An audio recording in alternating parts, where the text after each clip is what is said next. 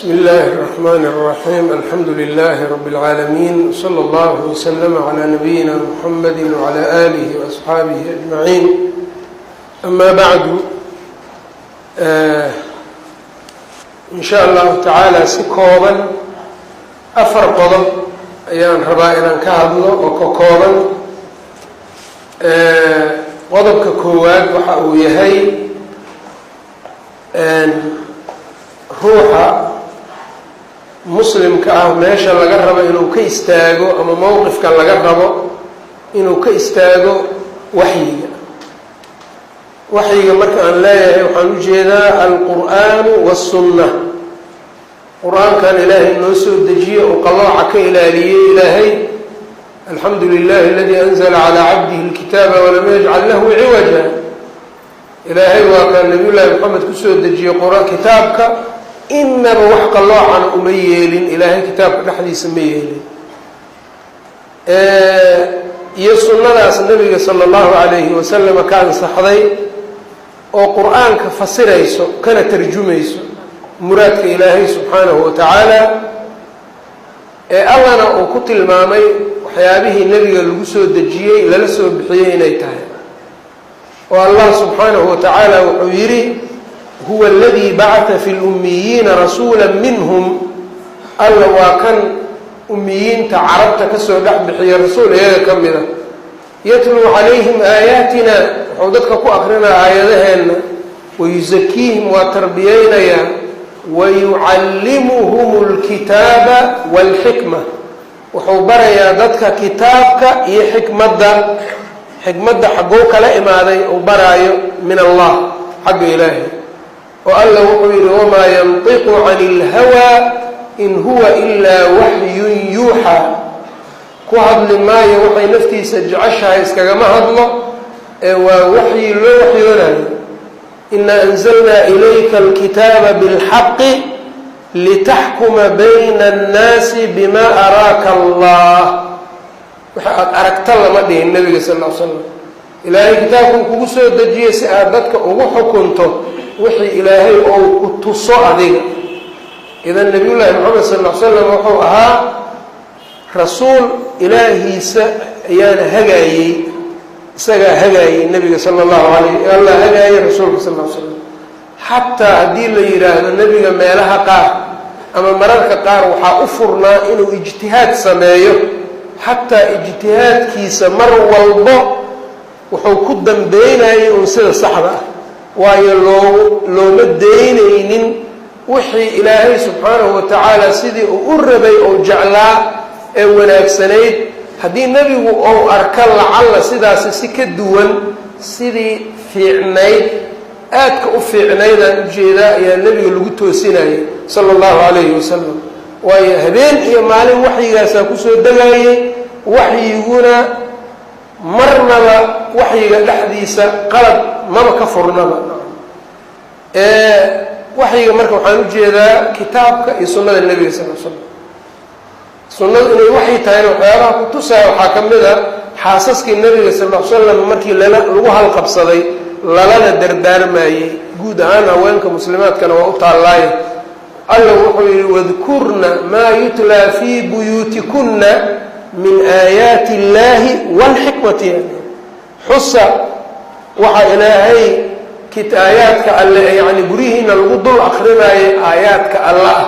iyo xikmadda ah. qur-aanka sida guryaha nebiga uu ugu akriyo gurigiisa ayuu xadiidkiisana ugu akri jiray sala allahu calayhi wasalam. leanna noloshiisa dhan ayaaba waxyi ahaydba, oo waxyigaabuu dadku u sheegayay nebiga sal l slam. ama qur-aan ha ahaato ama hadallada uu sheegayo xataa ha ahaadeen, meel walba waa waxyi. innaga marka waxaa sideen ula dhaqmaynaa waxyigaas. waxyigaasi markaan annagu islaamnimadeenna caddaynay, ashhadu an laa ilaaha ila allah wa ashhadu anna muxamadan rasuulu llah, qofku markuu yidhaahdo sidaa dhahay waxyiga wuxuu ula dhaqmayaa altasliim, waa nabadgelina. waa inuu nabadgeliyo oo uu asagu gadaal istaago, waxyigana uu horeeyo. yaa ayuha aladiina aamanuu laa tuqadimuu bayna yaday illaahi wa rasuulihi. mu'miniin ay alla iyo rasuul ha ka hormarinina, gadaal mara idinka. qofka gadaaleeyo marka qofka ka horeeyo dabagela laqad kaana lakum fii rasuuli illaahi uswatun xasana rasuulka ilaahay ku dayasha idinkugu sugan iimaan ma leh qofka aan nebiga sala allahu calayhi wasalam aan u hoggaansamin xukunkiisa alistislaam waa hoggaansan istislaamka alla wuxuu yihi falaa warabbika laa yu'minuuna rabbigaayaan ku dhaartay rumayn maayaan xataa yuxakimuuka fii maa shajara baynahum ilaa ay adiga kaaga xaakim dhigtaan waxa ay isku qabtaan ayaga uma laa yajiduu fii anfusihim xarajan mima qadayta dabadeedna aynan helin wax ciriiri ah xukunkaaga waa inaysan ka helin xasaasiyad iyo dhibsi iyo ciriiri waa inaynan marnaba qalbigooda ka dareenin wayusallimuu tasliiman waana inay dhiibaan xukunka adiga kuu sallimaan way kaaga dambeeyaan kaaga haraan caqligeenna iyo hadday iska hor imaadaan waxyiga caqligeennaan tuhmaynaa waxyigana waa nabadgelinaynaa waayo wuxuu ka yimid xag alle mana qaldamaayo waxyigu laakin illaahu yashhadu bima anzala ilayka anzalahu bicilmih ilaahay cilmigiisuu kusoo dejiyey waxyigan cilmiga alla maxaa ka qarsoonna waxba ka qarsoonaan maayo yaa ka xigmad badan ilaahay yaa ka aqoon badan yaa ka ogaal badan a antum aclamu am illaah idinka maa ogaal badanoo og mase allah idinka ogaal badan waxyaabaha marka aan waxyiga sida aan ula dhaqmayna saas mu'miniintu saasayna ula dhaqmaan inamaa kana qawla almu'miniina ida ducuu ila allahi warasuulihi liyaxkuma baynahum an yaquluu samicnaa waatacnaa waulaa'ika hum lmuflixuun mu'miniintu hadalkoodu wax kale ma aha haddii loogu yeero ilaahay iyo rasuulkiisa inay xukumaan wax hadal kale ma laha inay dhahaan samicnaa waatacnaa maahane wax kale ma laha munaafiquna xaalkiisu see waaye waidaa ducuu ila allahi warasuulihi liyaxkuma baynahum ida fariiqu minhum mucriduun wain yakun lahum lxaqu ya'tuu ilayhi mudciniin afii quluubihim maradun am irtaabuu am yakhaafuuna an yaxiifa allahu calayhim warasuuluh bal ulaa'ika hum aldaalimuun ilaahay wuxuu leeyahay markay ayaga dan ku qabaan xukunka ilaahay waa usoo ordayaan waa ogol yihiin laakiin marka ay markaas danahooda iyo dookooda aynan ka arkaynin danta waxaan ujeeda markay iyagu rabaan oy dantooda ay u rabaan tooda ay rabaan waa soo degdegayaan marka ay dhinaca kale tahayna waa cararayaan waa jeesanayaan markaasuu alla yidhi afii quluubihim maradun quluubtooda maa jiro ku jirtaa amirtaabuu mise waa shakisan yihiin oo shahaadateynkaan bandhab ka ahayn am yakhaafuuna an yaxiifa allahu calayhim warasuuluhu mase waxay ka cabsanayaan alle iyo rasuul inay ku jawr falaan ilaahay iyo rasuulkiisa inay jawr ku sameeyaan cadaalad darro sidaas miyay ka cabsanayaanna yani ruuxa naagahan u qaylina xuquuq naagaan u qaylina naagaha booskoodaan u qaylina kan dhaayo iyo ama haweenta ku qanacsanba waxaas xataa xuquuqdeenniyaa maqan yay ku ag maqan tahay marka axaadiidta rasuulka la sheego axaadiidta in wax laga sheego ama laga jeesto ama aniga kuma qancaayo la dhaho axaadiidta nebiga aniga kuma qancaayo axaadiidta nebiga maxay tahay xadiidkan waa ogahay inuu saxiix yahay laakiin weligay ku qanci maayo naag ayaa diinteeda naaqis tahay iyo caqligeeda ma ku qancaayo istislaamkii aawo mu'minka loogu talagalay haddaad xataa fahmi weyso xigmadda ka dambayso waxyiga inaad ka dambayso adiga istuhunto waay sahlu bnu xunayf radia allahu canhu wuxuu dhihi jiray markii fitanka iyo ay dhaceen wardadow ayuha nnaas itahimuu ra'yakum wardadow ra'yigiina tuhmaysta waxaan is arkaynay yidhi maalintii abujandal wuxuu ahaa ninkii nebigu markuu gaalada heshiiska la galay ee lagu heshiiyey ninkii annaga naga soo baxsado adinka idiin yimaada soo celiya abujandaloo biro ku xirxiran muslimiinta isku soo tuuray ayaa la celiyey oo nebigu weli ma dhammaystirin heshiiska ninkaan iiddaa may kuu dayn maayo waa biso heshiiska waa dhaafaya suhayl bnu camri waa la celiyey abujandaloo xirxiran maalintaas waxaana galay yidhi tuhun waa yaabnay arrintaas oo qalbigeenna waa waxaan ujeedaa yani arrintaas qalbigeenna waa ku adkaatay inaan qaadano qof muslima oo gaaladii ka soo cararay haddana in la celiyo xoga waa qaado weynay arrintaas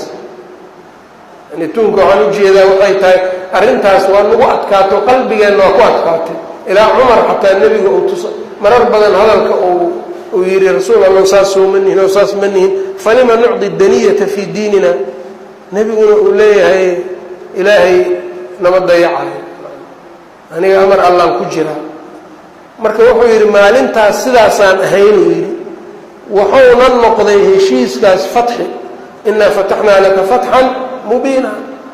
fatxi buu noqday annagana wuxuu nala ahay dhib inaan isgelinayno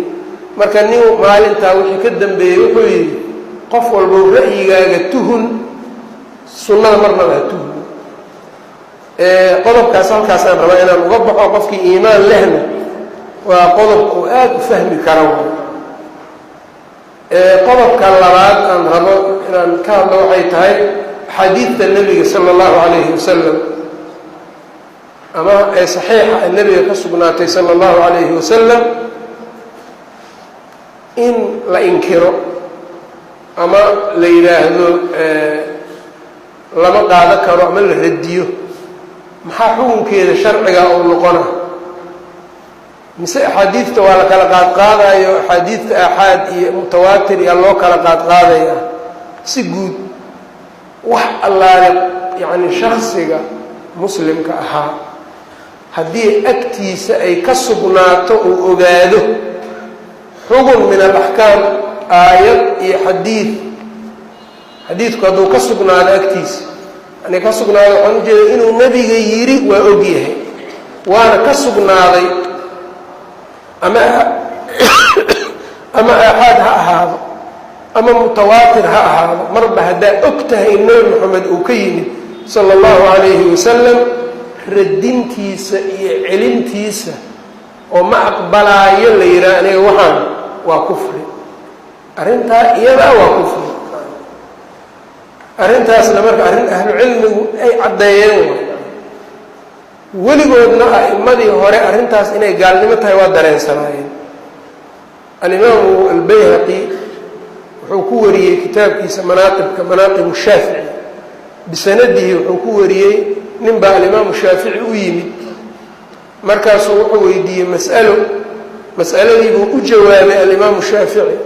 xadiid nebi ayuu ugu jawaabay sala allahu calayhi wasalam oo wuxuu yihi qaala rasuulu llahi sal l slam kada wa kada markaa kadib buu ninkii su-aal ku soo celiyey alimaamu shaafici u fiirsada wuxuu yidhi ata'hudu bihi ya abaa cabdillaah imaamu shaaficiyow adiga ma qaadanaya xadiidkan su-aaluu weydiiyey xadiiduu ugu jawaabay ma qaadanaysaa yidhi markaasuu alimaamu shaafici riwaayadka qaar waxay leeyn fartacada waa gilgishay waa jareeyey isaga dhan markaasuu wuxuu yidhi hadal aad caan uga noqday ayuu yidhi ataraa fii wasaطi zinaaran ataraanii fi lkaniisati ma waxaad dhexdayda ku aragtaa dharka zinaar waa mare dhexda ay ku xiro jireen gaaladii dimiyiinta oo dharkaas gaalada gaar u ahaa iyagaa loo xiri jiray wuxuu yidhi dhexdee ma waxaad igu aragtaa zinaar dharkii gaalada calaamad gaal maa igu aragtaayo aniga kiniisadda inaan ka soo baxay maa igu aragtay sideed ii dhahaysaa yidhi ma qaadanaya waaba qaadanana xadiidku hadduu sugnaado cidna looga tegi maayo waa la qaadanaya arrintaa marka waa caddahay soo maa marka ataraa fii wasaطi zinaaran ataraanii fii kaniisatin yani qofka laga filan kara arrintaas waa qof gaal ah waa macnaha ee qof muslima maba laga filan kara intuu xadiid nebi sheegay og yahay inuu nebiga yidhi maba laga filanayo qof muslima inuu yidhaahdo ma qaadanayo ka bacdi hadduu uga tago shahwo iyo shaydaan ka adkaaday iyo laakiin uu ogol yahay inay waajib ku tahay dabcan ma gaal ma noqonayo markaas waa nin uun shahwo ay kharibtay uu noqona laakiin ma yeelaayi mana ku qancaayi waa gaalnimo ogaada qodobkaas marka sidaasoo kale isxaaq ibnu raahuuya waxaa laga wariyey waxay ku ijmaaceen uu yidhi ahlu cilmiga waxyaaba ay ku ijmaaceen uu tirinaya markaasu wuxuu ku daray ow radda shay-an mima anzalahu allah qofkii wax ilaahay soo dejiyey radiyo oo diido waxaan ani ima khuseeyaan mana ku qancaayo yidhaahdo qofkaa wuxuu leeyahay waa gaal oo ku kufrina arrintaas ayb markaasuu weliba wuxuu ku daray wain kaana muqiran haba ahaada mid qirsan jamiica maa anzala allah wuxuu ilaahay soo dejiyo kaloo dhan hadduu qirsan yahay halkaas shay uu inkirsan yahay uuna og yahay in ilaahay xaggiisa uu ka yimid inay gaalnimo toosheego ibnu xasmin laftiisa rasaa'il ibni xasmin risaalo ka mida ayaa jirto oo rasaa'ishiisa la jamciyey ka mid ah ee juska 3aad safxada 368 wuxuu soo guurinaya imaam maalik imaamu shaafici iyo isxaaq a'immadii uu ka soo guurinaya hadalladaas soo ma arkaysa alxaafid ibnu cabdilbar isagana muqadamada tamhiidka wuxuu sheegay xadiidka aaxaadka aaxaad waxaa la yidhaha xadiidka uu soo wariyo cadad aad aan u badnayn oo 2 ama 3 saxaabi oo kale soo warisay 2 ama 3 taabiciina ka maqashay hal qof oo kale ka sii maqlay xadiid aan dad badan aynan soo warinin ayaa aaxaad la yidhaha khabarul waaxidka dadka ka hadlay imaamu shaaficiya ugu badan meesha keliya ka ogaan kartaan xadiidka aaxaadka in caqiide iyo wax walba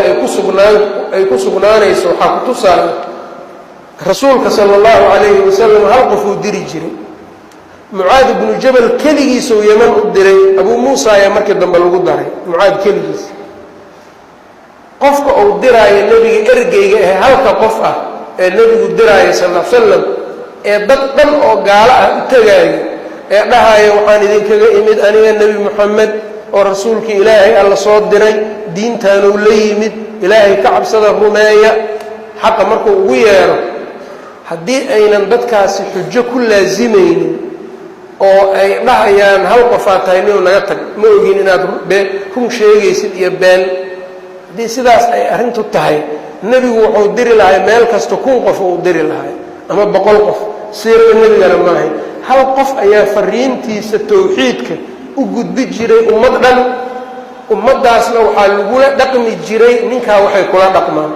say uga aqbalaan fariinta iyo say u diidaan hadday diidaanna dad gaalo ah loo aqoonsanayo waa lala dagaalayo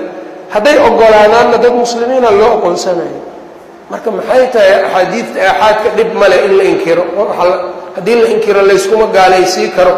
aaxaadka haddaad og tahay inuu nebigu yidhi sal alla salam adoo og rasuulku inuu yidhi aada diiddo waa ku gaaloobaysaa ayb qofku waxa uunan ku gaaloobaynin waxay tahay wuxuunan ogeyn maalan haddaanan ogeyn xadiidku inuu nebiga yidhi oo aad tira war waxaan ma jiro waa lagu baraa ma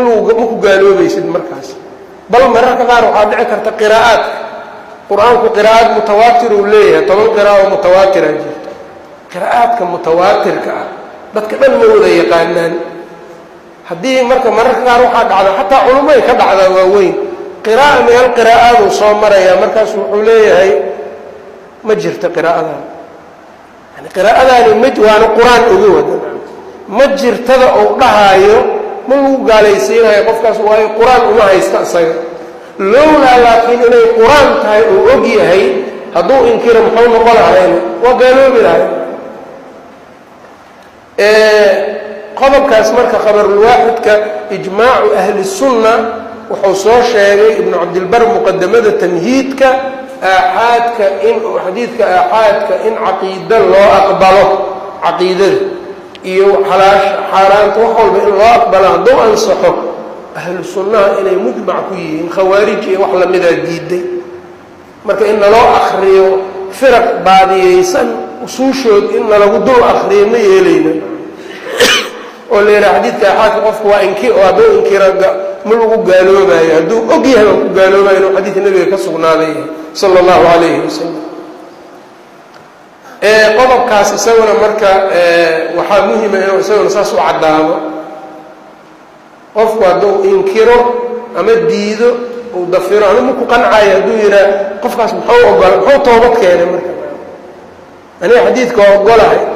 cala alcayn wara'si madaxa korkiisa uu ii saaran yahay laakiin maku qancaayo naagaa naaqisatu caqli wa diinin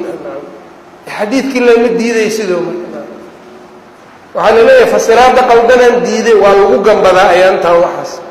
haddii fasiraad kale ay jirto maa sheegtidna midda kale xadiidka manduuqiisa waay waxaad diidan tahay maa ra'aytu min naaqisaati caqlin wa diinin hadalka dadkan ay dhahayaan wadaadadu waa hadalkii nebigaba sal ll ly slam qofku hadduu yidhaha naag diinteeda iyo caqligeeda waa naaqis waxaad ku haysato waa intaas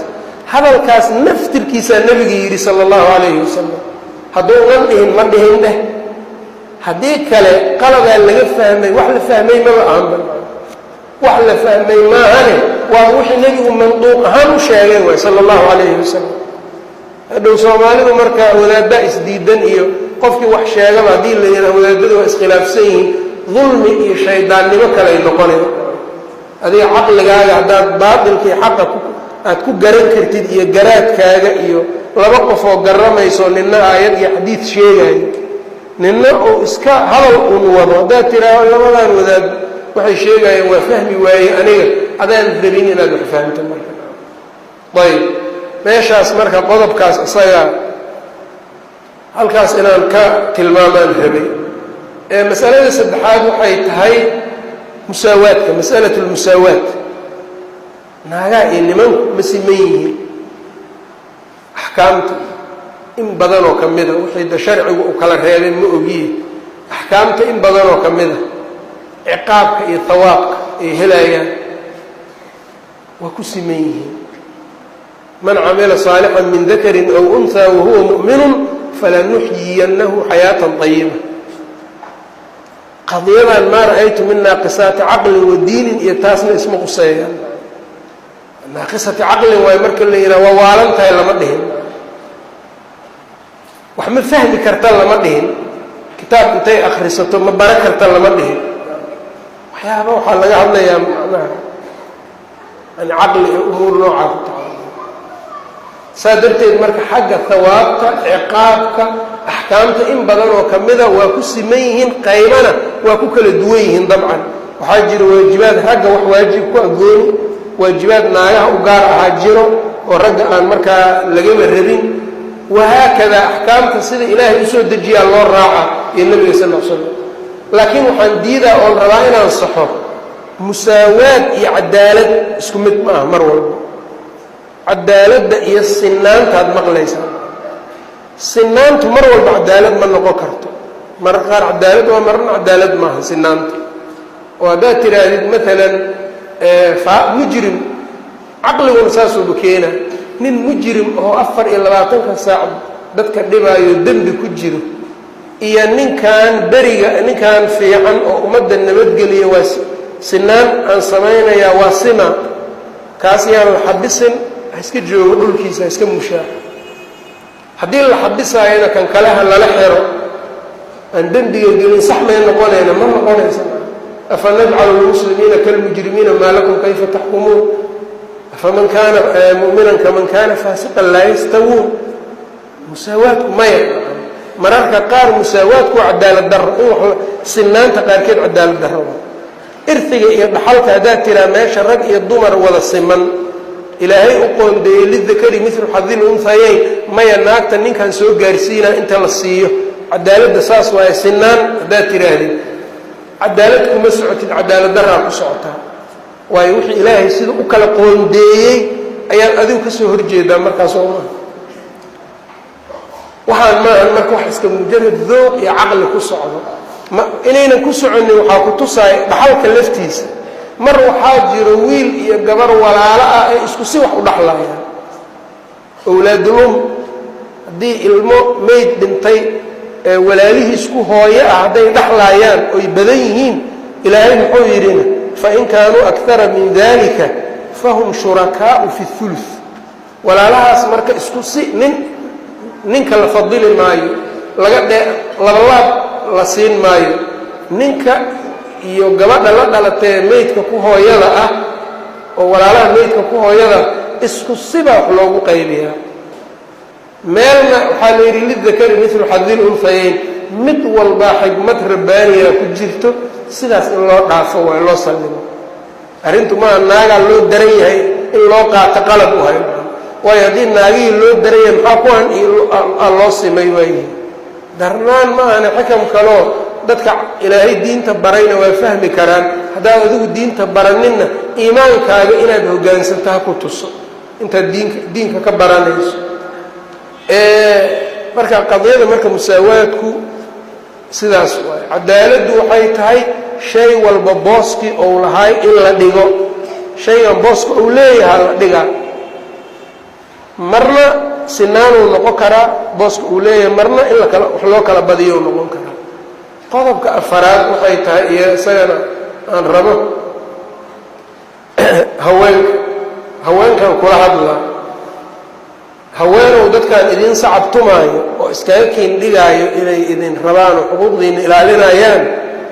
waa idinku maxaafsanayaan waxay rabaan inay idinku gaaraan danahooda ilaahay baa idinkaga naxariis badan nebi moxamedaa idinkaga naxariis badan ha sharaysanina haddaad muslimaad tihiin qofka muslimkaa maba sharaysanayo xukunka ilaahay ha sharaysanina qur-aanku hadduu ku yidhi gurigaaga joog biilkaagana ninkaaga la dul saaray oo lagu adeejiyey inaad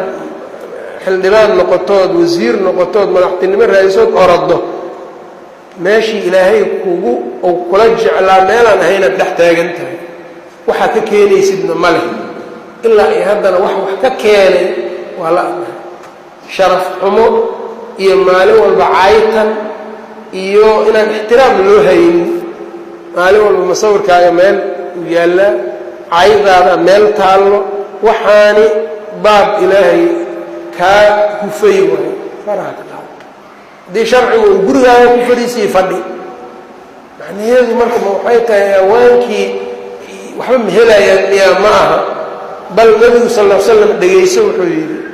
xadiid saxiixa nebigu sal slam wuxuu yidhi idaa sallat ilmar'atu khamsahaa haweenta hadday shanteeda salaad tukato wa saamat shahrahaa bisheeda ay soonto wa adaacat baclahaa ninkeedana ay ka dambayso waxasanat farjahaa farjigeedana ay ilaaliso qiila laha dkhulii aya abwaabi اljannati shi'ti waxaa la dhahayaa jannada irdaheeda midaad doonta ka gal warta ilaahay adiga ma ku dhibinbo dadna ma dhibaayo ilaahay sidaadaas haweennimada oo ilaahay kuu abuuray ayaad qofka dadka ugu fiican noqon kartaa haddaad ilaahay caabudid xuquuqda lagugu leeyahay ka soo baxdo dadka kuwa ugu fiicanaad noqonaysaa haweenow ilaahay qur-aanka ku ammaanay soo maaha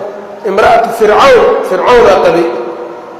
walidaalika xadiidkii nebiga wuxuu ahaa qad kamula min annisaa'i arbacun naagaha afara kaamil noqdeen maryamu wa aasiyatu waa imra'atu fircawn wa khadiijatu wa faatima waa kaamil noqdeen marka maxaa laga wadaa macnaha naagnimadoodaas haweennimadooda waxay ku noqdeen kuwo ilaahay agtiisa darajo weyn ku leh ee marqaatigoodu maahan in la leeyahay ninuu u dhigmaa marqaatigeeda ayagoo saas ku wanwanaagsana ilaahay saa u ammaanayo hadday marqaati furayaan labadii naag hal ninay u dhigmaan taas wax ilaahay dejiyey waay subxaanahu wa tacaala marka waxyigu khulaasadu waxay tahay waxyiga ha loo hoggaansamo cadaaladda sida ilaahay wax walba meeshooda u dhigay ha laga aamino axaadiidta nebiga yaan la kala qaadqaadin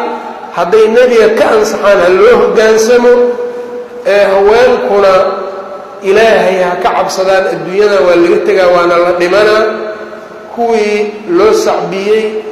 ee xuquuq naagaan soo celinaynaa yidhi ee culummo u laayey xukunkoodii iyo waxoodii waa zuulay maanta waxba ma laga haayo